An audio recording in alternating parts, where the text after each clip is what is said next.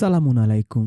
আজকে আমি আপনাদের এমন একটা প্রশ্ন করব, যা শোনার পর আপনার পায়ের নিচের মাটি সরে যেতে পারে, অথবা আপনি রাগে ফেটে পড়তে পারেন।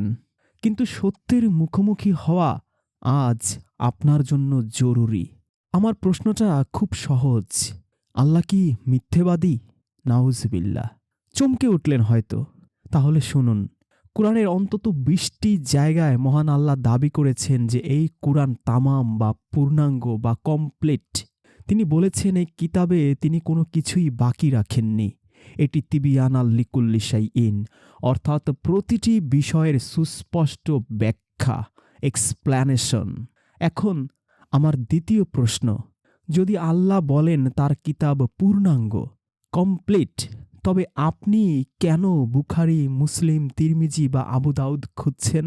আপনি কি মনে করেন আল্লাহ নাউজুবিল্লাহ কোনো কিছু বলতে ভুলে গেছেন, যা ইমামরা বা বুখারীরা, তিরমিজিরা ২০০-২৫০ বছর পরে এসে মনে করিয়ে দিয়েছেন?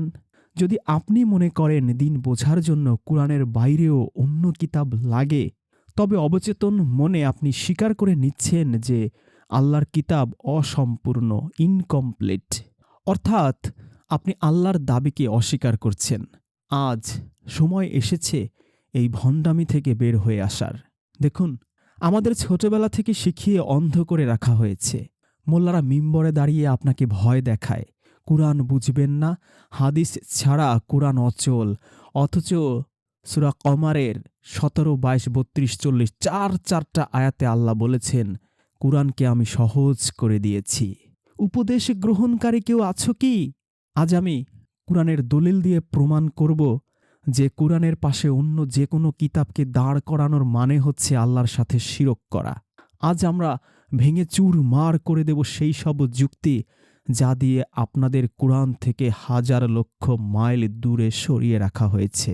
পবিত্র কুরআনের সূরা আনাম আয়াত ১১৪। আল্লাহ বলছেন, তবে কি আমি আল্লাহ ছাড়া অন্য কোনো বিচারক অনুসন্ধান করব, অথচ তিনিই তোমাদের প্রতি বিস্তারিত মুফাসসাল কিতাব নাজিল করেছেন। শব্দটা খেয়াল করুন, মুফাসসাল, যার অর্থ প্রতিটি বিষয় ডিটেইলড বা বিস্তারিত করা আছে।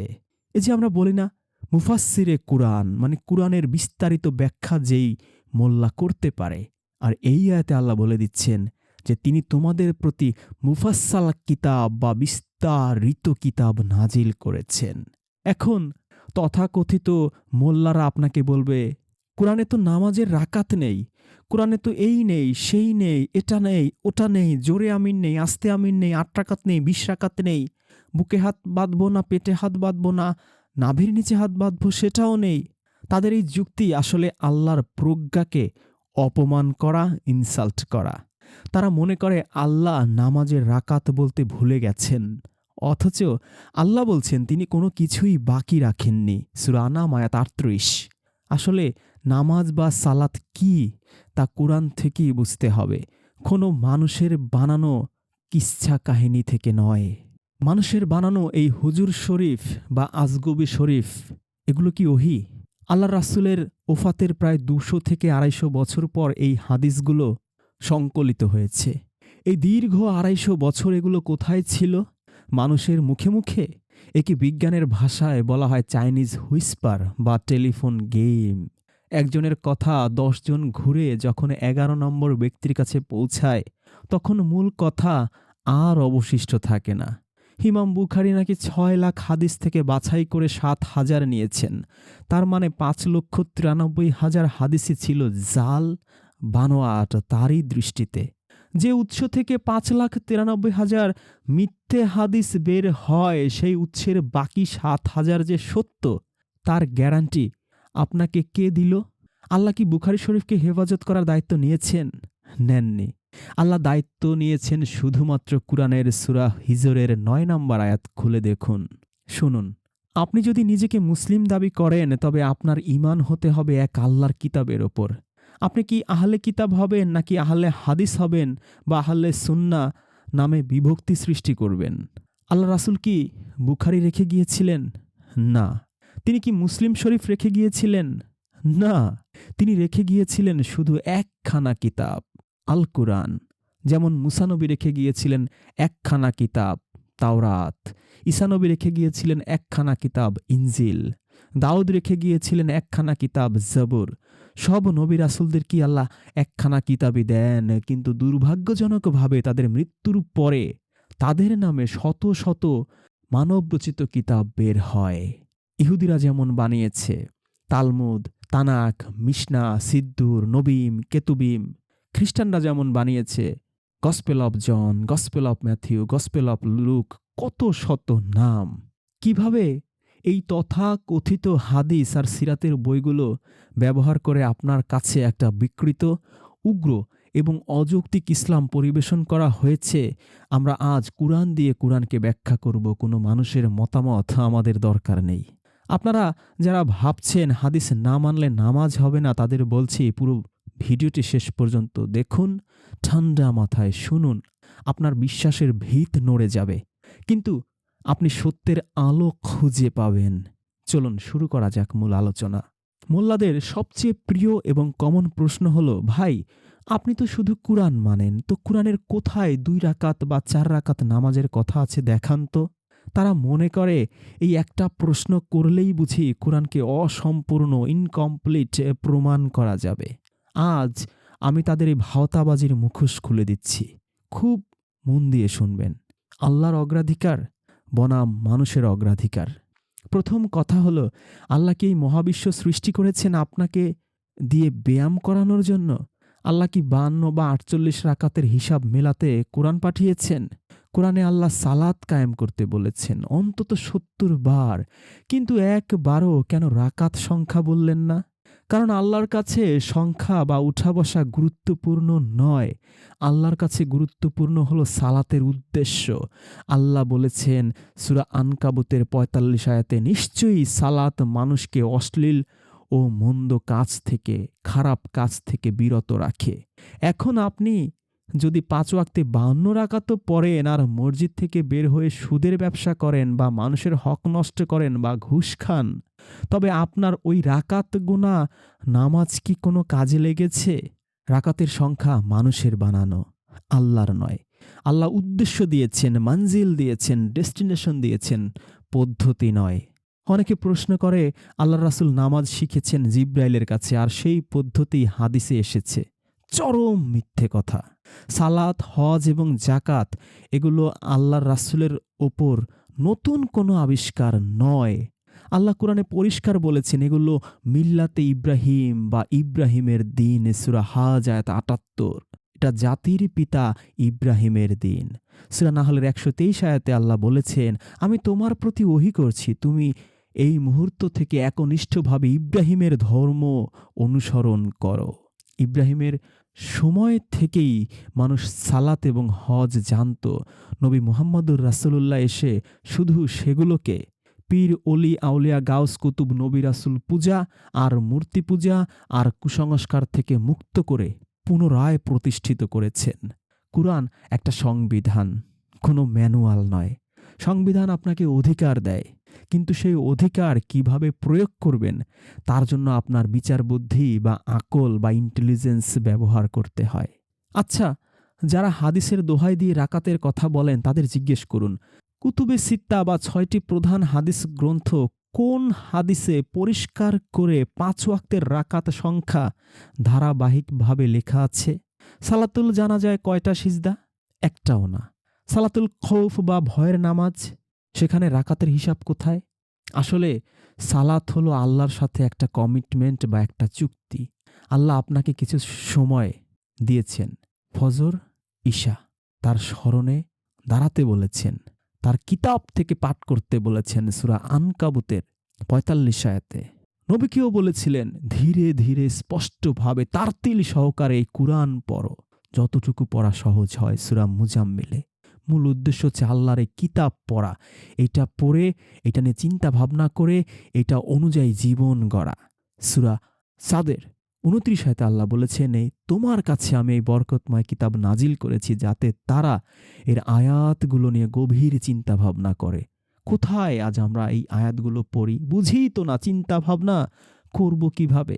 মোল্লাদের কাজ হলো আপনাকে রাকাতের খাঁচায় বন্দি করে রাখা, যাতে আপনি সালাতে আত্মা খুঁজে না পান।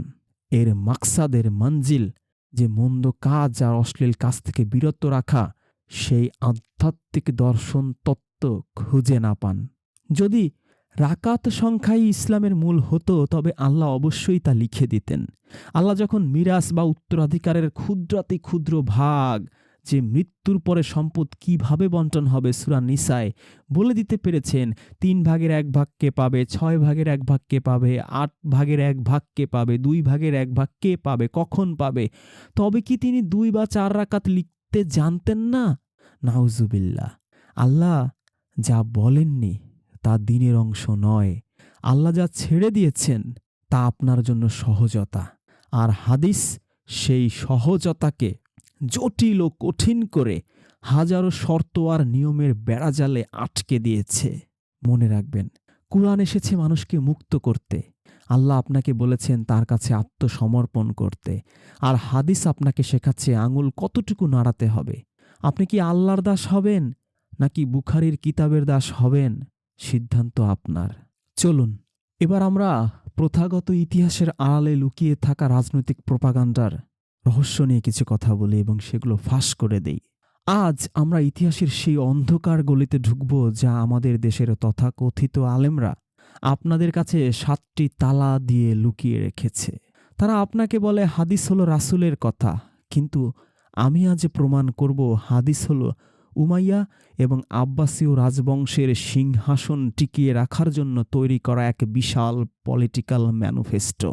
আল্লাহ রাসূলের ওফাত হলো 11 হিজরিতে, আর ইমাম বুখারী তার সহিহ কিতাব শেষ করেছেন 250 হিজরির আশেপাশে। এই যে মাঝখানের 239 বছর, এই সময়টা কি ছোটখাটো কোনো সময়? আমেরিকার জন্ম হয়েছে মাত্র 250 বছর আগে। আজ থেকে 250 বছর আগে কে কি বলেছিল তা কি কোনো চাক্ষুষ সাক্ষী ছাড়া বিশ্বাস করা সম্ভব? আল্লাহ কুরআনে বলেছেন, তারা কি তবে জাহেলিয়াতের শাসন চায়, সূরা মায়েদার 50 আয়াতে। অথচ হাদিস লেখা শুরু হলো যখন আরবে রাজতন্ত্র জাঁকিয়ে বসেছে। রাজা বাদশাদের নিজেদের স্বার্থে এমন কিছু বাণী দরকার ছিল যা শুনলে জনগণ বিদ্রোহী হবে না, আগ্রাসী হবে না। ফলে তৈরি করা হলো শাসক তোমার পিঠের চামড়া তুলে নিলেও তার আনুগত্য করতে হবে এই টাইপের হাদিস। তাদের বিরুদ্ধে বিদ্রোহ করা বায়াত লঙ্ঘন করার শামিল। এভাবেই তো ইমাম হোসেনকে কারবালায় নির্মম নিষ্ঠুরভাবে শহীদ করা হলো। তো এই যে শাসকের আনুগত্য করতেই হবে, তার হাতে বায়াত নিতেই হবে, এগুলো কি রাসূলের কথা নাকি স্বৈরাচারী রাজাদের হুকুম? এই হাদিস নিয়ে যে রাসূলের নিষেধাজ্ঞা, সেই হাদিস কি মোল্লারা আপনাকে শোনায়? মোল্লারা কি আপনাকে কখনো এই সহিহ মুসলিম নামধারী হাদিসের এই হাদিসটা শুনিয়েছে? 3000 নম্বর হাদিস, আমার কাছ থেকে কোরআন ছাড়া আর কিছুই লিখো না। যদি কেউ কিছু লিখে থাকো তবে তা মুছে ফেলো। চিন্তা করুন, খোদ আল্লাহর রাসূল যা লিখতে নিষেধ করেছেন, 250 বছর পর কিছু মানুষ সেই নিষিদ্ধ কাজকেই দ্বীনের মূল বানিয়ে ফেলল। এটা কি রাসূলের আনুগত্য নাকি তার সরাসরি অপমান, অবমাননা? Persian collection, cultural hijacking. খুব অদ্ভুত একটা বিষয় খেয়াল করেছেন? হাদিসের বড় বড় 6টি কিতাবের মানে সিহা সিত্তার একজন লেখক কি আরব ছিলেন? বুখারী, মুসলিম, তিরমিজি, নাসাই, ইবনে মাজাহ, আবু দাউদ সবাই ছিলেন পারস্য, ইরান বা অনারব অঞ্চলের মানুষ। তারা যখন ইসলামকে সংজ্ঞায়িত করা শুরু করলেন, তারা অজান্তেই বা ইচ্ছাকৃতভাবেই তাদের নিজস্ব পার্সিয়ান সংস্কৃতি, আগের ধর্ম জরথুস্ট্রবাদ এবং ইহুদি ইসরায়েলিয়াত বর্ণনাগুলো, হাদিসগুলো ইসলামের ভেতরে ঢুকিয়ে দিলেন। কবরের আযাব, পুলসিরাত, হাসরের মাঠের সুপারিশ, এগুলোর অধিকাংশ কনসেপ্টই আগের ধর্মের অবশিষ্টাংশ, যা হাদিসের মোড়কে আমাদের গেলানো হয়েছে। কোরআনে এগুলোর অস্তিত্ব নেই। সিরাত কি আসলেই ইতিহাস? আমরা যাকে সিরাত বা রাসূলের জীবনী বলি, তার মূল উৎস হল ইবনে ইসহাক। আপনারা কি জানেন, ইমাম মালিক, যিনি বুখারীর জন্মেরও আগে ছিলেন, এই ইবনে ইসাককে কাজ্জাব বা মহা মিথ্যাবাদী বলে ডাকতেন। এই সিরাতের বইগুলোতে এমন সব গল্প লেখা হয়েছে যা পড়লে একজন অমুসলিমও হাসবে। আল্লাহ রাসূলের নামে সেখানে এমন সব যুদ্ধের গল্প আর অলৌকিক কিচ্ছা লেখা হয়েছে, তার চরিত্র এমনভাবে কলঙ্কিত করার কাহিনী ফাঁদা হয়েছে যা কুরআনের রাহমাতাল্লিল আলামিন চরিত্রের সাথে বিন্দুমাত্র মেলে না।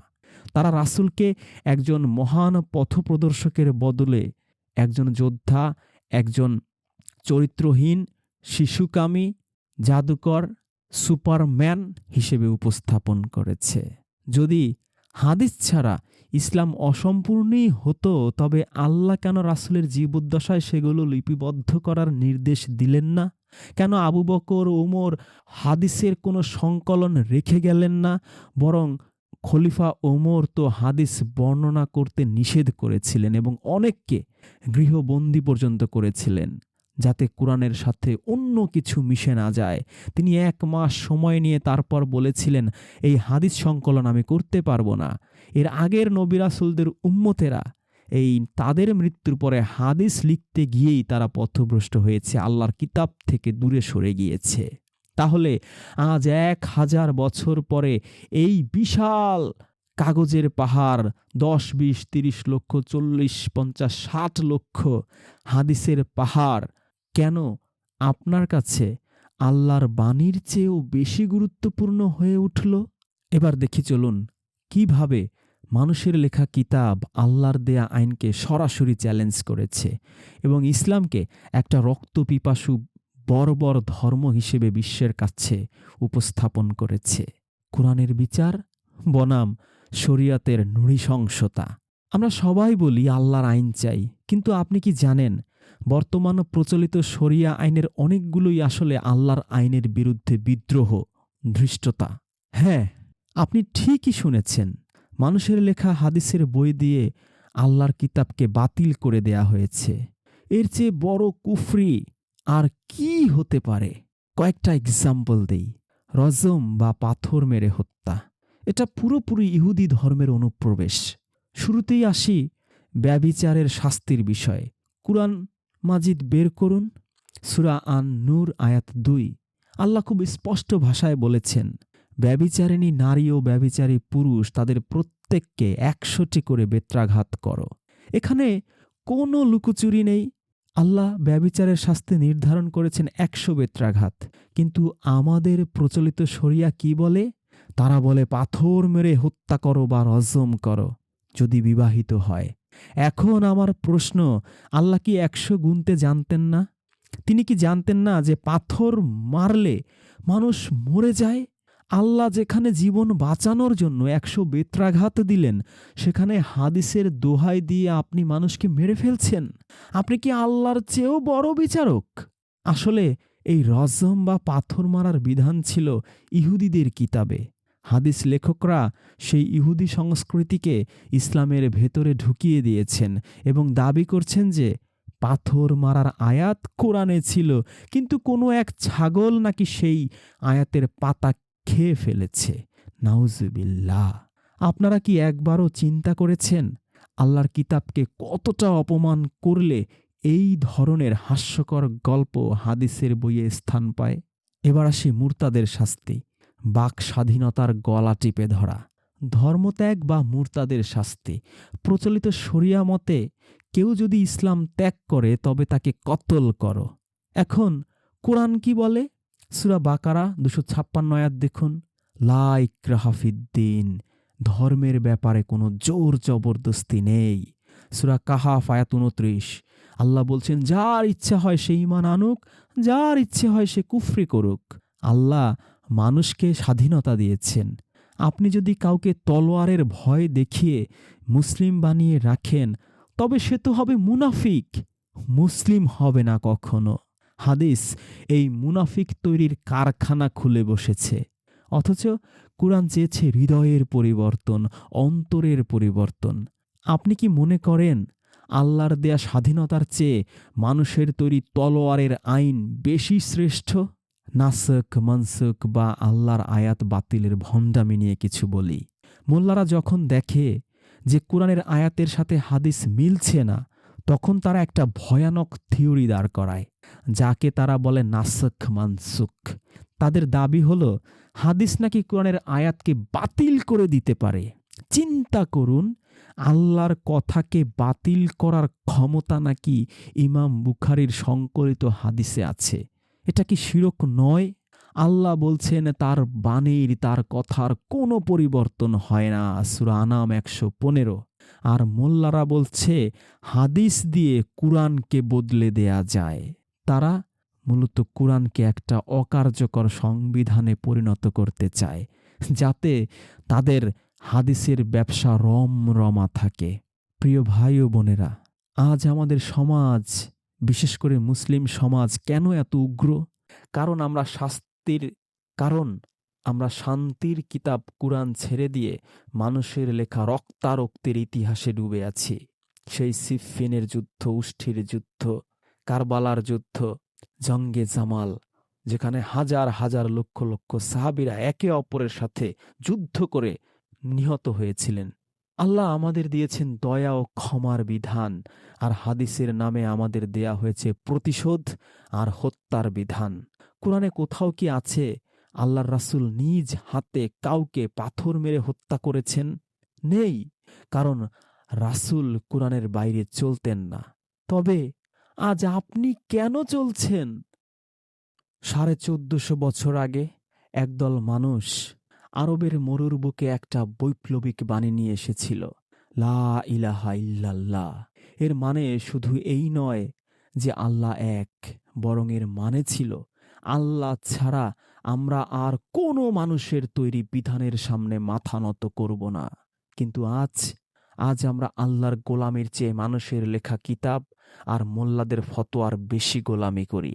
আজকের এই আলোচনায় আমি আপনাকে দেখাবো কিভাবে এই ধর্মীয় মোল্লাতন্ত্র, ঠাকুরতন্ত্র, পুরোহিততন্ত্র আপনার বিবেককে বন্দী করে রেখেছে, এবং কিভাবে কোরআনের আলোয় আপনি সেই শিকল ছেড়ে বেরিয়ে আসবেন, এবং কিভাবে কোরআনের আলোয় আপনি সেই শিকল ছিঁড়ে বেরিয়ে আসবেন। আলেম কারা? ডিগ্রি বনাম জ্ঞান। আমাদের সমাজে মনে করা হয় মাথায় পাগড়ি আর গায়ে জুব্বা থাকলেই সে আলেম, অথচ কোরআনে আল্লাহ আলেম বলতে কাদের বুঝিয়েছেন? সূরা ফাতিরের ২৭ থেকে ২৮ আয়াত পড়ুন। আল্লাহ বলছেন, যারা আকাশ, পাহাড়, ফলমূল এবং মহাবিশ্বের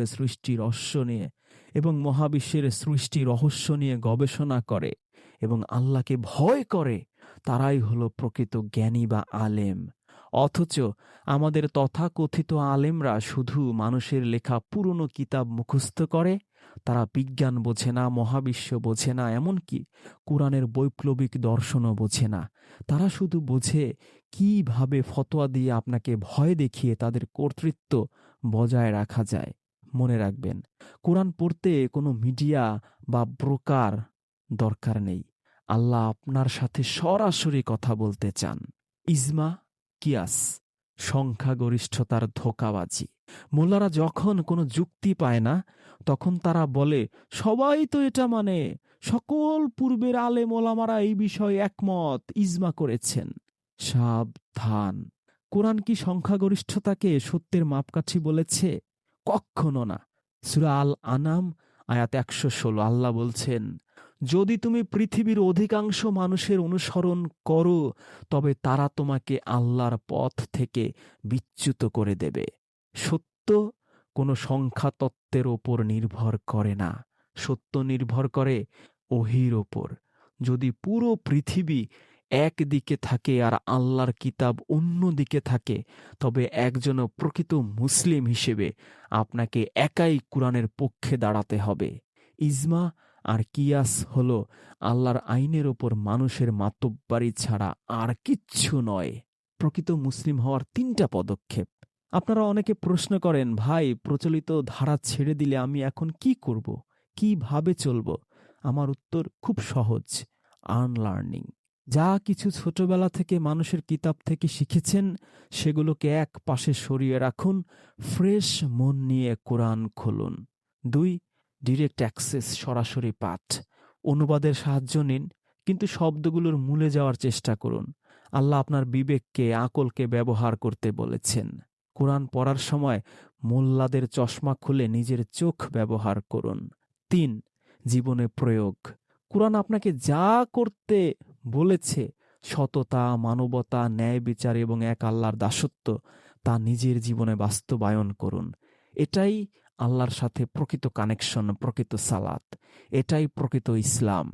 বন্ধুরা, কিয়ামতের দিন আল্লাহ আপনাকে জিজ্ঞেস করবেন না যে ইমাম বুখারী কি বলেছিলেন বা আপনার পাড়ার খতিব কি ফতোয়া দিয়েছিলেন। আল্লাহ আপনাকে জিজ্ঞেস করবেন সূরা যুকরুফের ৪৪ আয়াতে, যেমনটা আল্লাহ বলেছেন, আমি যে কিতাব পাঠিয়েছিলাম তুমি কি তা পড়েছিলে? তুমি কি তা মেনেছিলে? সেদিন এই মোল্লারা আপনাকে বাঁচাতে আসবে না। তারা নিজেরাই সেদিন পালিয়ে যাবে। সময় থাকতে এই মৃত প্রথা আর মানুষের তৈরি ধর্মের জাল ছিঁড়ে বেরিয়ে আসুন। আসুন, আমরা সেই উম্মাতান ওয়াসাতা বা মধ্যপন্থী জাতি হই, যারা কেবল আল্লাহর কিতাব দিয়ে বিশ্বকে আলোকিত করবে। আল্লাহ বলেছেন, সেই ব্যক্তির কথার চেয়ে কার কথা উত্তম হতে পারে যে মানুষকে আল্লাহর দিকে ডাকে। আল্লাহর দিকে মানুষকে ডাকতে হবে, আল্লাহর কিতাবের দিকে ডাকতে হবে। নিজে সৎকর্ম করে এবং বলে, আমি মুসলিমদের মধ্য থেকে একজন, not Hanafi, not Shia, not Sunni, not লামাঝাবি। আজকের আলোচনার আমার উদ্দেশ্য ছিল কাউকে কটাক্ষ করা নয়, বরং আপনাদের ভেতরের ঘুমন্ত বিবেককে জাগিয়ে তোলা। যারা সত্যের সন্ধানী তারা ঠিকই পথ খুঁজে পাবেন। কোরআন আমাদের জন্য যথেষ্ট। হাসবুনাল্লাহ। যদি মনে করেন এই সত্যগুলো মানুষের জানা দরকার, তবে শেয়ার করতে পারেন। মনে রাখবেন, সত্য একবার উন্মোচিত হলে মিথ্যা আর টিকতে পারে না। আল্লাহ রাব্বুল আলামিন আমাদের সবাইকে কেবল তার কিতাবের অনুসারী হিসেবে কবুল করুন। আমরা যেন আল্লাহর রজ্জুকে, আল্লাহর কিতাবকে শক্তভাবে আঁকড়ে ধরতে পারি, সেই তৌফিক এনায়েত করুন।